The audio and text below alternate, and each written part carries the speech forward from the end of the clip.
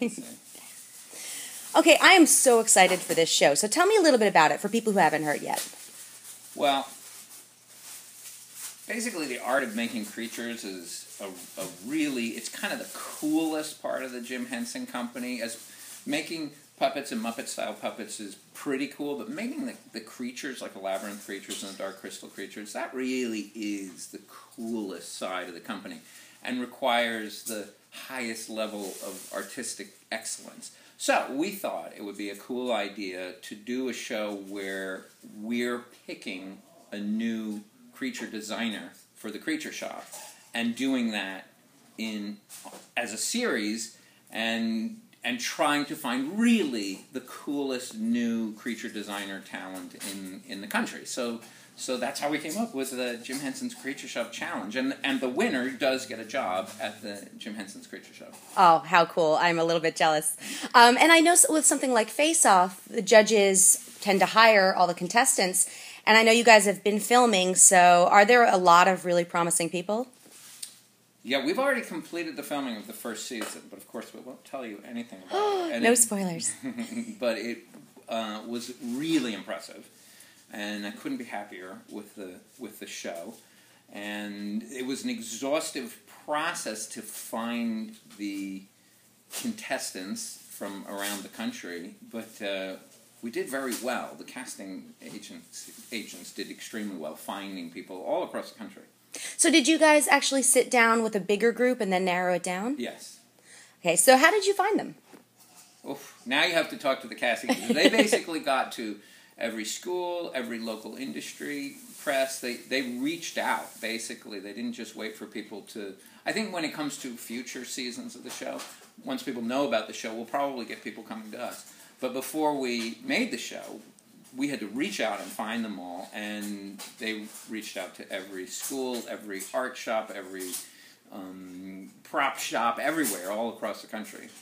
Well, tell me a little bit about the structure of the show. Is it similar to Face Off? You have a certain number of days and then mentors that come in? Well, what we've done, it is similar, but making a creature is so much work that what you won't see is you won't see little twists, and now in the next 20 minutes you have to make a creature. You won't see that because you can't make a creature in 20 minutes.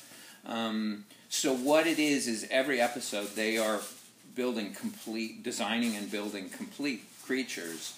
The mentors that they're using are the senior designers in our creature shop. So Peter Brook, who's the creative supervisor of the shop, is one of the masters, what we call the creature shop masters. John Criswell, who's the head mechanic and head of the animatronic department, he's one of the creature shop masters. And Julie Zobel, who's head of fabrication in the creature shop, she's one of the masters. So there's 3 rotating masters who sometimes they're all on one show, but usually one at a time.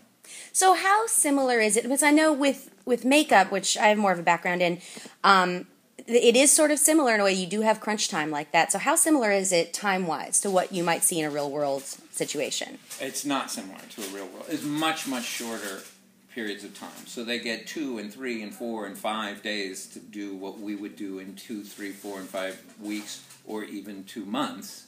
They're sometimes trying to do in 3 days. So it's very intensive for the creature designers during the show. It's very exhausting.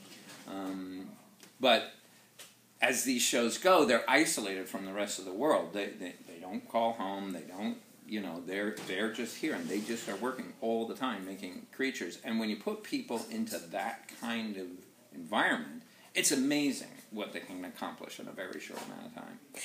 Well, in terms of a show like this, personally, I'm a huge fan of practical effects versus CGI. So how important do you think this is in getting the word out there about how much work goes into this and how important it is?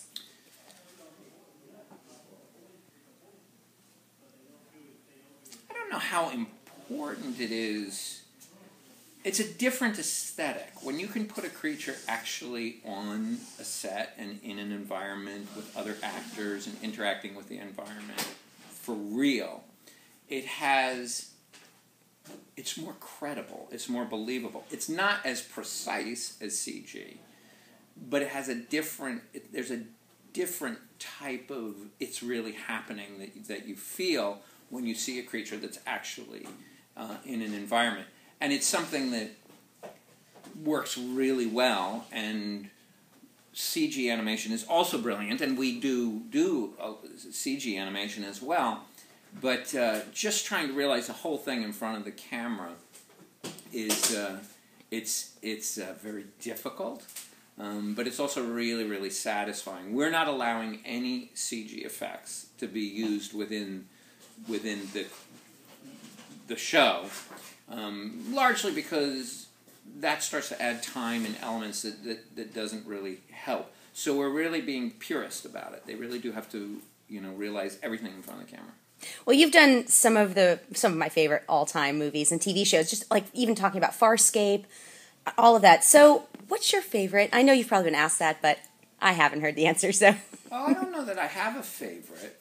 The cool thing about the creatures, which is different from the puppets. With the puppets, they all kind of feel like they come from the same family.